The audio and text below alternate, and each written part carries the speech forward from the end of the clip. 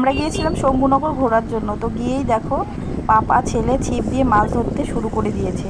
আর ওরা বাড়ি থেকে 3টে ছিপ নিয়ে এসেছে মাছ ধরার জন্য।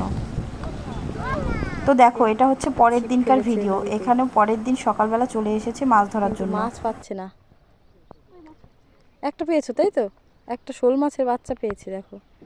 ছাতাটা কি সুন্দর বেঁধে নিয়েছে, টুল নিয়ে এসেছে।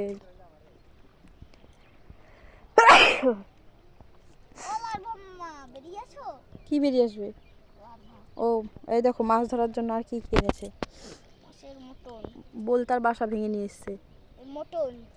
এটা এটা মাটন।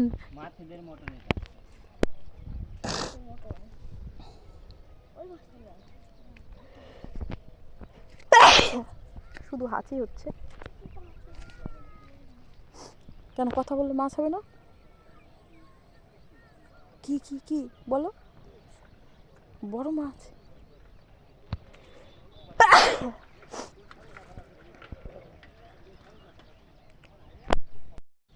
পাপা আর ছেলের কোনো কাজ নেই, রোদ্রের মধ্যে ছাতা বেঁধে দুজনা মাছ ধরতে বসে পড়েছে। যদি ওখানে মাছ কিন্তু উঠছে না, শুধু একটা ছোট্ট মাছ পেয়েছে, তাও এরা ছিপ নিয়ে বসে আছে।